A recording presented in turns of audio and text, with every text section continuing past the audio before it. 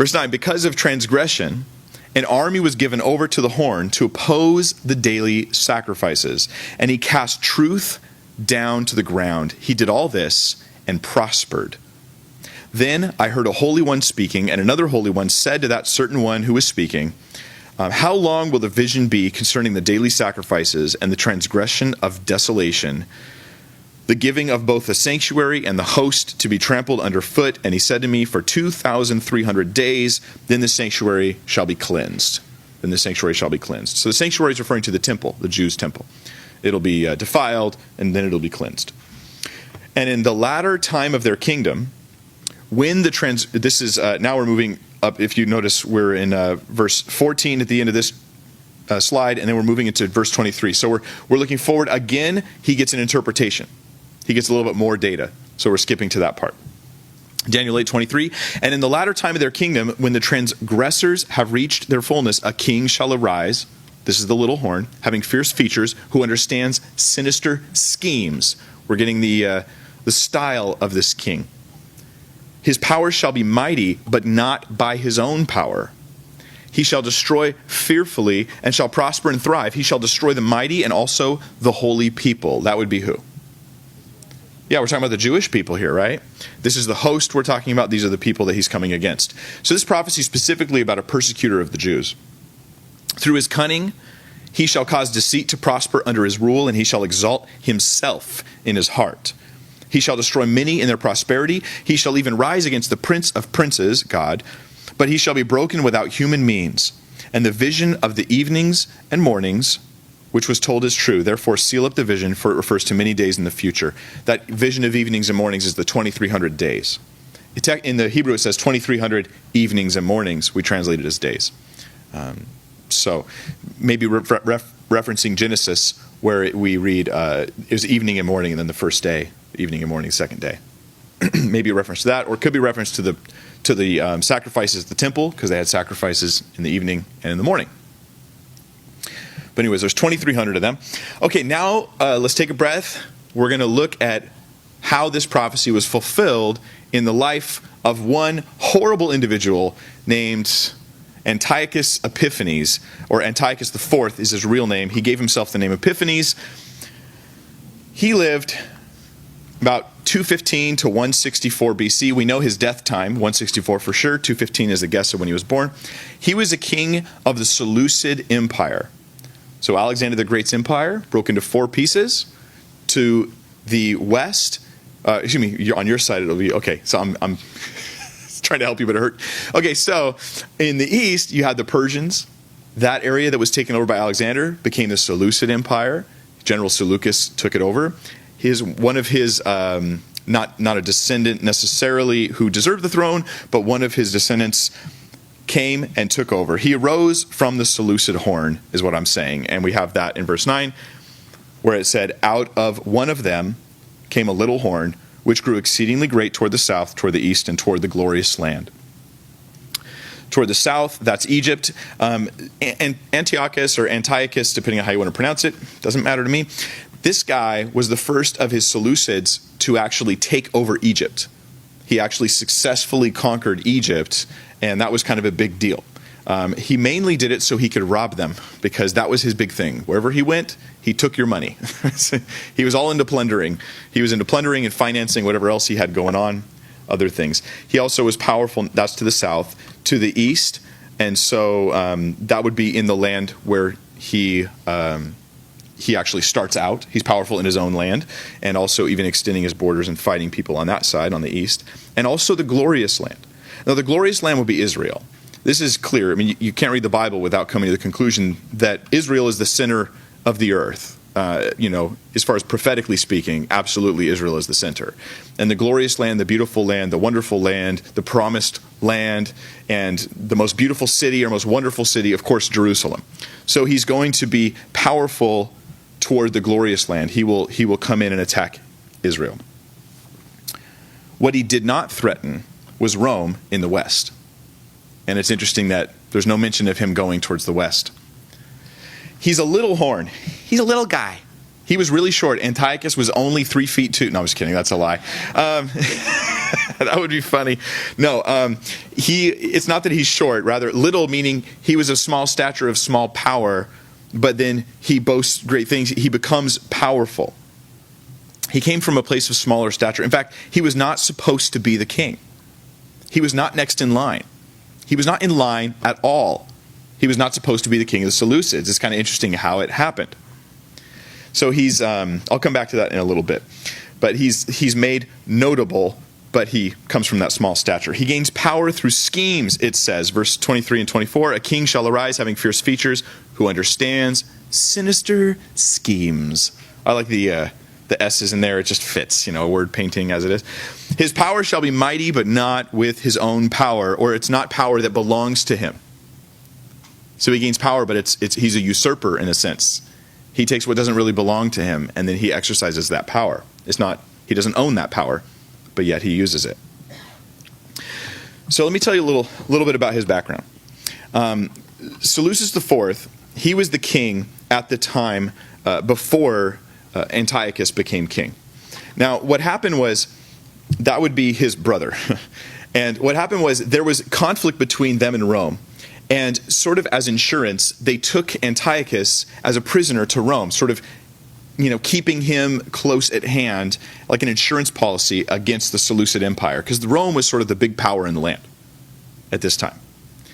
Well, Antiochus worked it out so that his brother, Seleucus IV, his brother actually traded Antiochus for Demetrius, his brother's son, who would have been next in line to be the king. So Antiochus, through some deal making, works it out where his nephew gets traded for him. His nephew goes into Rome, and he's now in bonds. He's now, probably treated well. He's a political prisoner, of course. But now Antiochus is back in the land. Then Seleucus IV gets murdered, gets assassinated, but not by Antiochus, by some other guy. Antiochus, he then uses deal making to take the throne. The rightful heir is in Rome, where he was not that long ago. In fact, probably in the same room he was in Rome. So he then takes over, and he uses the help of the king of Pergamum, Eumenes II, and he proclaims himself co-regent with another heir, another Seleucus, who's an infant at the time. Co-regent, right, with an infant. So we know who's really in control, but he does this to try to legitimize his position. So the rightful heir is in Rome. He doesn't try to get him back. No. He declares himself as king with the co-regent. Later, he has this infant murdered. He has the infant killed so that he can take the throne for himself. So did he not understand sinister schemes? Yeah, absolutely. I mean, he didn't take the throne like Cyrus. Cyrus came in and he took over the Persian throne. He killed the king and took his spot, said, I'm the king. Like, this isn't a sinister scheme. This is just brute force.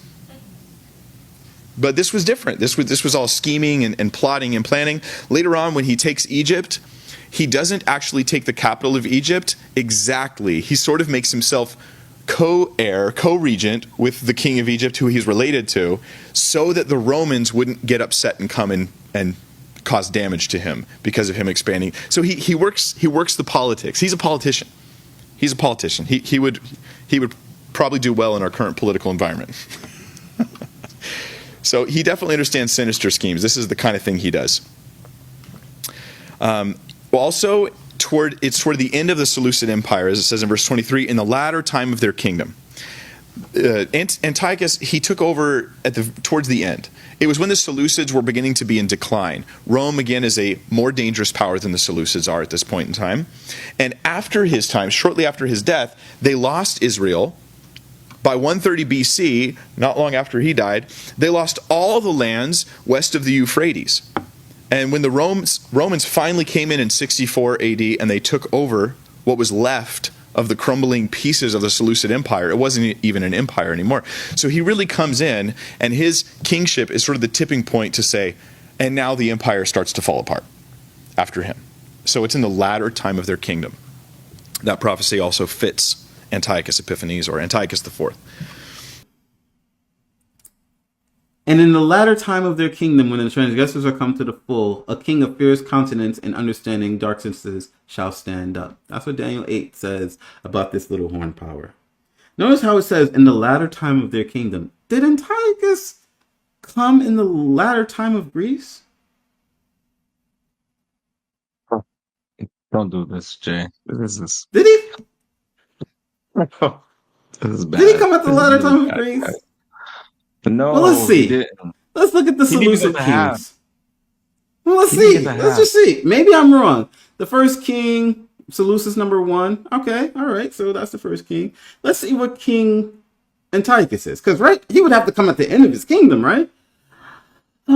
He is king number 8. Oh, Antiochus Epiphanes. So that's the latter Epiphanes. end of the kingdom, right? How many kings do you think came after him? 23 or something like that. 29. It goes up I to was king wrong. I number was off 29. by 2. Does that make sense, He Randy? didn't even get. He didn't even get to half. Huh? He didn't even get to 14 or 15. So I was speaking to my guy, Rondell, a long time ago about this. And he said he was have a conversation with his wife. They're planning on having many, many children, right? And they get up to child number 8. And he says, honey, we're at child number 8. Now we're at the latter end of our child making. Mercy. But they're going for 29. Is 8 the latter end of 29? 29? The math ain't mathing, brother. The math's not mapping. Come on. Because the Bible says he shall come at the latter end of his kingdom. Is 8 the latter end of 29? If you said to your wife, we're having 29 children, and at number 8, you're like, honey, we're at the latter end. You wish. 21 more to go. Mercy. I'm done. Now let me read to you Daniel 8, verses 9, or I'll just stick at verse 10 here. It says, and it grew up to the host of heaven and cast some of the host and some of the stars to the ground and trampled them. This probably caught your attention. You're like, angels? Did he somehow attack angels? Well, if he did, we wouldn't really probably have any sort of historical way to say he did or didn't. I'm not sure how he could. But actually, I think in Daniel, this reference is Jews, not angels. Because in Daniel 8:24, in the same chapter, in the interpretation, it says, his power shall be mighty, but not by his own. Right? He'll destroy fearfully. He shall prosper and thrive. He shall destroy the mighty and also the holy people. The holy people. And in Daniel 12:3, it says, those who are wise shall shine like the brightness of the firmament, the stars, and those who turn many to righteousness like the stars forever and ever. So it compares people to stars in the same context of the same book. So in this prophecy, the stars of heaven are probably referring to the Jews. Keep in mind, a little horn reached up to heaven, pulled some of the stars down, and trampled them. This is all very symbolic. So probably referring to his attacking and destroying the Jews in particular. So Antiochus Epiphanes, let's look at some more details. His persecution of the Jewish people. He hated the Jews. He literally wanted to destroy either the Jews or at least Judaism.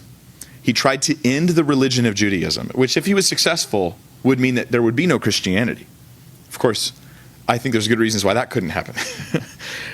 But he persecuted the Jewish people. He told them there would be no more tolerance. Most of the kings would tolerate other religions. It made it easier to get along in your kingdom.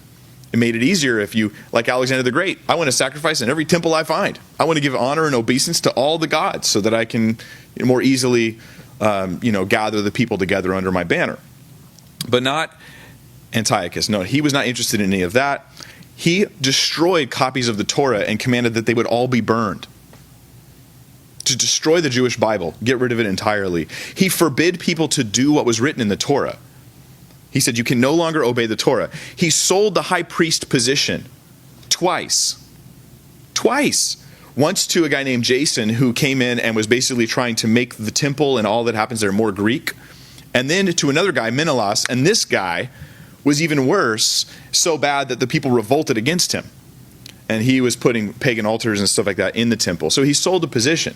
Interestingly, Jason went and bought the position from a sum of money. He was a brother of the current high priest.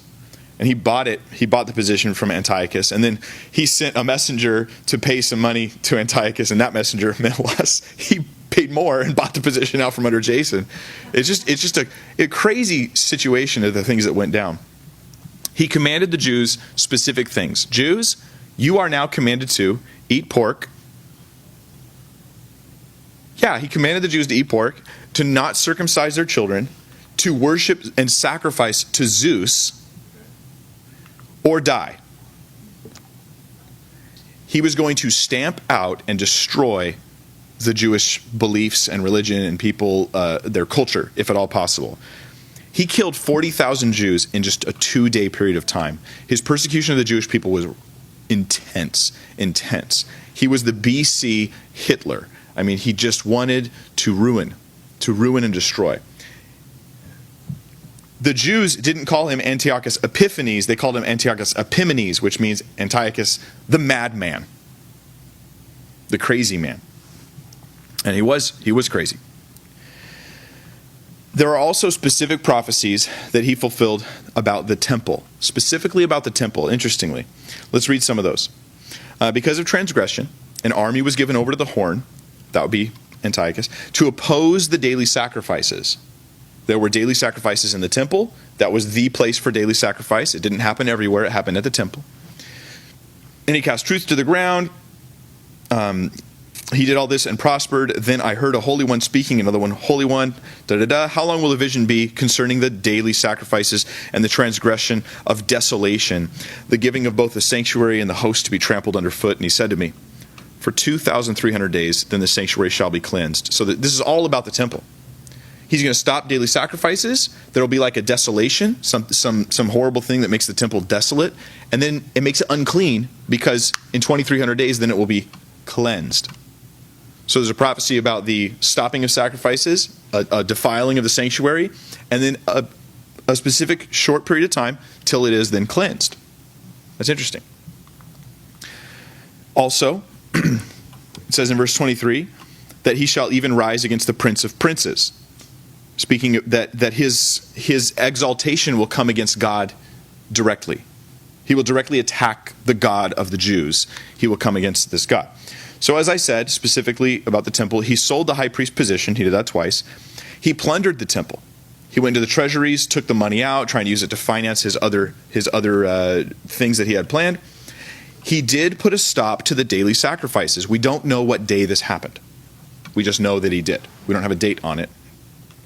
He slaughtered and commanded to be slaughtered pigs on the holy altar of God in the temple.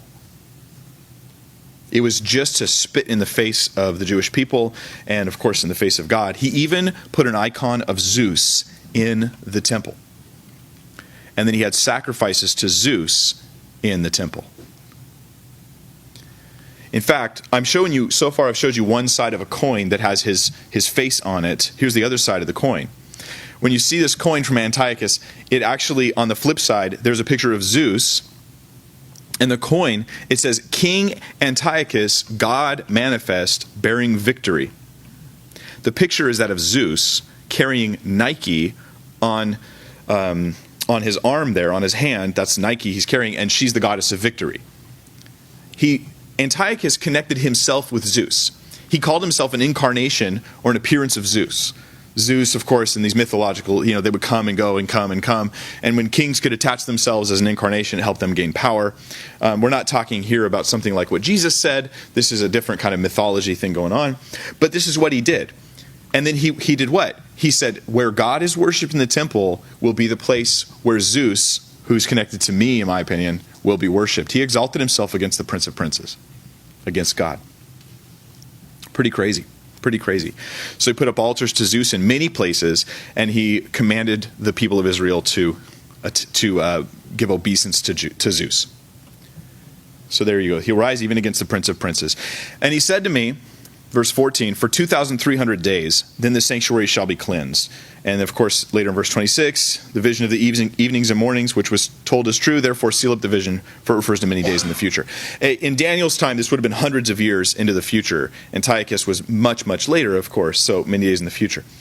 Now, I don't have, I'll just give you the disclaimer, I don't know the exact 2,300 days, because we don't have enough data right now to put that together. But let me give you what we do have, okay? The Maccabean revolt was a result of these commands. In fact, Judas Maccabees, this guy right here, that's a photograph, and he was called Judas Maccabees. That's not his last name. Maccabees, he means the hammer. He's called Judas the Hammer. And so he is related to Pastor Nathan Hamry here at Hosanna, obviously. But what Judas did was he was a military leader. You see, his father, Judas's father, he was told, whose name for some reason escapes me right now. It wasn't Matthias, was it? No, it was some Mattathias, something like that. But his father was a priest of the priestly class, and he was living in a town not too far from Jerusalem. He was told, at your town you have to sacrifice to Zeus. And he's like, no way. And one of the men in his town, an Israelite, said, I'll do it. Judas's father stabbed the guy and killed him. And then they thought, now we're in trouble. And they were like, So then they fled to the hills, and thus began the Maccabean revolt. And they started rebelling against Antiochus and against his laws and against his rules. And this revolt ended up being ultimately successful. Judas, his son, one of his sons, was the military leader of the family. And that's why he's called the Hammer. This started in 167 BC. It involved a lot of guerrilla warfare, all kinds of different tactics, because they were totally outnumbered. And so they used all kinds of different guerrilla warfare to defeat the enemy. You can actually read about this in the book of 1st and 2nd Maccabees. These are not biblical books, but they talk about this event. And some of it might be somewhat exaggerated, but it's really interesting reading. It really is. And you get to cheer for the good guys, you know. Eventually they retook Israel, and they actually made it independent. He ended up losing the land of Israel. They cleansed the temple, and that happened on December 25th, 164 BC. This is still commemorated, this event of the cleansing of the temple, with a Jewish festival by the name of Hanukkah. Hanukkah, yes. And so the Festival of Lights has to do with the 8 days of the cleansing of the temple, the time it took to cleanse the temple ritually so that they could begin sacrifices again. So we know that Antiochus stopped sacrifices. We know the date that they began again. The difficulty is counting back 2,300 days from December 25th, 164, and then we go, we're not sure what happened on that day. It's possible that sacrifices stopped on that very day. It's possible that that was the date when the previous high priest, who was the rightful high priest, before the high priesthood got sold, he was murdered, he was assassinated. It may have been on that very day. But we don't have the exact date of his death, we just have a year. And so it makes it hard to tie in the 2,300 days. And I don't want to exaggerate anything when it comes to Scripture or anything for that matter. So we don't know for sure. It's certainly feasible that 2,300 days represents the days from the time of the stopping of the sacrifices until they started again. That's quite possible. Then in Daniel 8:25, we get how this guy goes down. Through his cunning he shall cause deceit to prosper under his rule, and he shall exalt himself in his heart. He shall destroy many in their prosperity. He shall even rise against the prince of princes, but he shall be broken without human means. So if Antiochus died through being assassinated, through a battle, through a rebellion of some kind, then this prophecy would fail. But he actually died in 164 BC, not in battle, not assassinated. He just suddenly got ill and died. We're not sure what the illness was. Maybe they didn't know either. He just suddenly got ill and died, and the world rejoiced. The horrible guy he was. Antiochus fits this like a glove. Nobody else that I'm aware of in history fits this like a glove. But he does. Towards the end of the Seleucid Empire, arises the little horn. Through scheming, he comes to power. He puts an end to the sacrifices. He raises himself up like he's God, comes against the Jewish people, all this stuff, even how he dies. This one, I think we need to hammer this one down too. Okay. Because some people like to say, that really makes sense that this is Antiochus Epiphanes, right? Some people say, and by the way, again, everybody can have a copy of this. Anything you want, it's all yours. So just hit me up. It's yours. But I want to just hammer down why it can't be Antiochus Epiphanes that Daniel chapter 8 is talking about. Yes. So Yeah. this might Finish take a that few once and for all, minutes. man. Yeah, Nah, do let's it. just talk about this. We'll probably do a part 3. Yeah. I mean, Yeah. we have a good amount, so we'll just do a part 3 probably in Yeah. 2 weeks because we have a special guest Yep. coming next week, right? Oh yeah. Oh yeah. I'm sorry to break this video down in weeks apart, so let's just see how far we can get, but we're probably gonna have a part 3 on this. But why it cannot be Antiochus Epiphanes? So let's talk about that. So Daniel chapter 8, and out of one of them came forth a little horn, which waxed exceeding great, toward the south and toward the east and toward the pleasant land, right? So we see that there's a little horn that's waxing exceeding great. And it waxed great even to the host of heaven, and it cast down some of the host and the stars to the ground and stamped upon them. So, right, this is that little horn.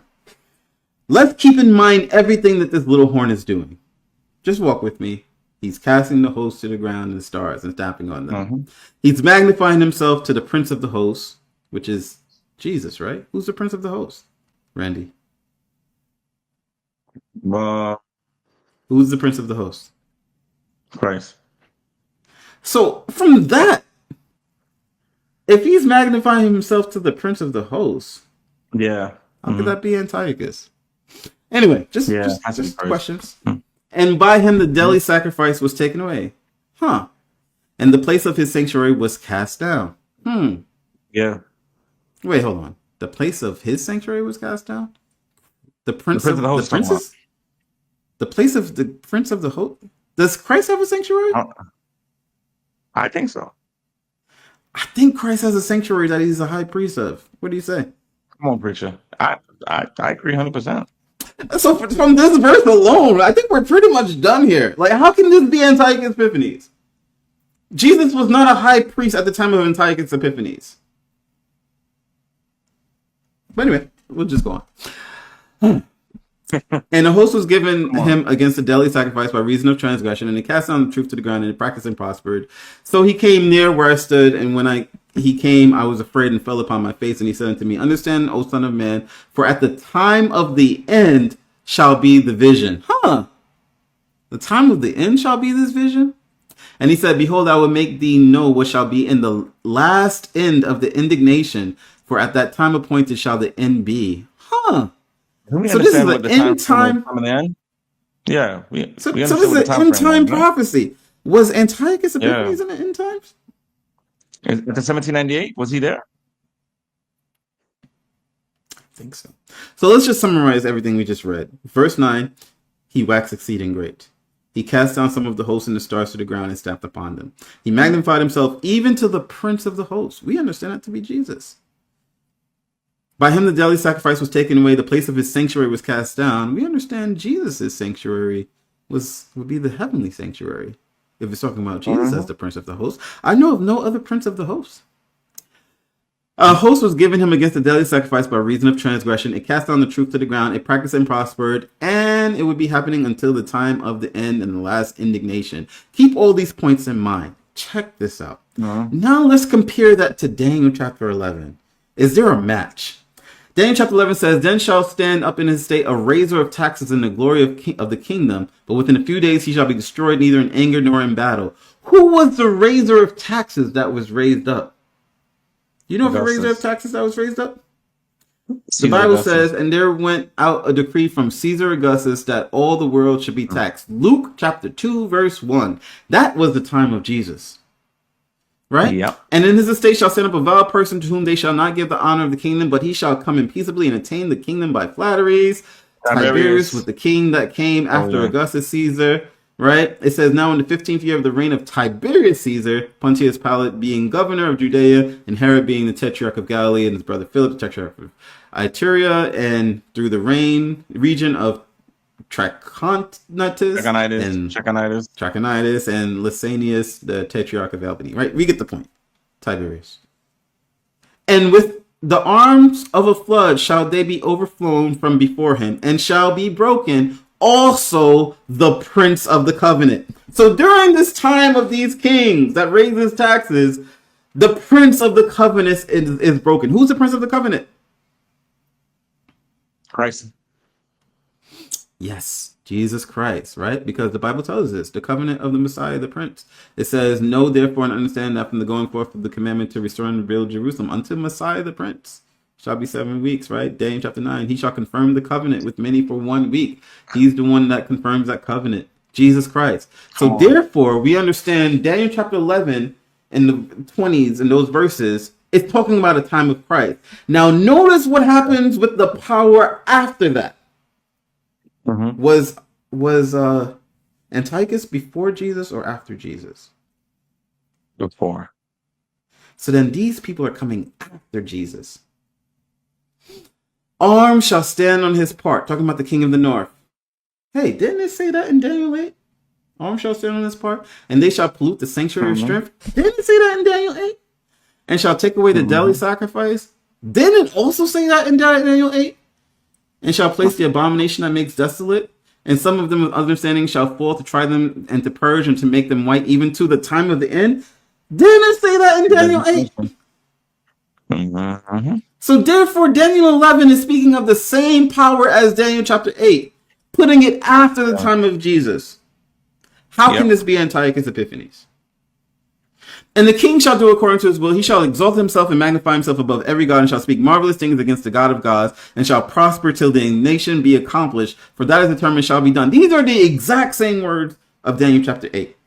Is there a match? Neither shall he regard the God of fathers, nor the desire of women, nor regard any god, for he shall magnify himself above all. This is the king coming after the time of Jesus. And at the time of the end shall the king of the south push at him. Right? At the time of the end. So let's look at a summary of Daniel chapter 11 about the king of the north. It says, arm shall stand on his part. They shall pollute the sanctuary of strength, shall take away the daily sacrifice. They shall place the abomination that makes desolate. Okay, that's new. Even till the time of the end, he shall exalt himself and magnify himself above every god, shall speak marvelous things against the God of gods, shall prosper till the nation be accomplished. He shall magnify himself above all, and at the time of the end, the king of the south shall push at him. Okay, now let's make a simple comparison. Simple comparison. Are they the same power? Daniel 8 talks about the little horn saying, he magnifies himself even to the prince of the host. Daniel 11 says, he shall exalt himself and magnify himself above every god, and shall speak marvelous things against the God of gods. He shall mag himself above all. Is that a match, Randy? Look like a match to me. By him the daily sacrifice was taken away. He shall take away the daily sacrifice. Is that a match, Randy? Yep, keep going. The place of his sanctuary was cast down. They shall pollute the sanctuary of strength. Is that a match? It's the third one. And host was given him against the daily sacrifice by reason of transgression. Arm shall stand on his part. A host was given him, and the arm shall stand on his part. Is that a match? Army. Absolutely. It practiced and prospered in the last indignation. Shall prosper till the indignation be accomplished. Is that a match? Come on. Of course it's a match. Come on. Till the time of the end. Even to the time of the end. Is that a match? Mm-hmm. So what we're seeing here is the little horn of Daniel 8 is matching the king of the north of Daniel chapter 11 perfectly. Mm-hmm. And the king of the north is after the time of Jesus. How can we say the one in Daniel 8 is before the time of Jesus? How does that make sense?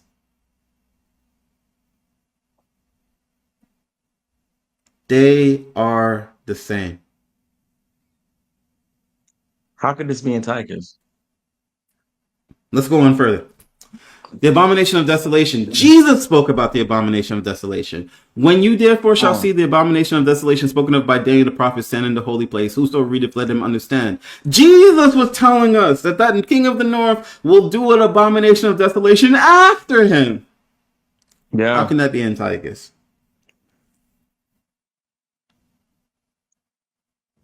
An arm shall stand on his part, and they shall pollute the sanctuary of strength, and shall take away the daily sacrifice, and they shall place the abomination that maketh desolate. That was after Jesus. He magnified himself even to the prince of the host, and by him the daily sacrifice was taken away, the place of the sanctuary was cast down. They're doing the same thing.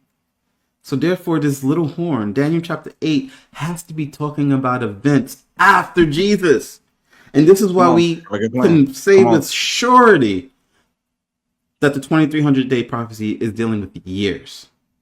Come on. 2300 years. Because it has to go after Jesus. And host was given him against the daily sacrifice by reason of transgression. It's the same power. It cast down the truth to the ground, and the practicing prospered. Then I heard one of the saints speaking, and another saint said unto that certain saint which spake, how long shall the vision concerning the daily sacrifice and the transgression of desolation, to get both the sanctuary and the host be trodden underfoot? So let's go to the conclusion of this all. I'm done here. The power that Daniel 8:11 speaks of as taking away the daily sacrifice is the same power in Daniel 11:31 that sets up the abomination of desolation. It's the same power. Therefore, the cleansing of the sanctuary must be after the death of Jesus, because he spoke about the abomination of desolation that the little horn would do happening after his ascension. Antiochus does not fulfill Jesus' words because he was before Jesus.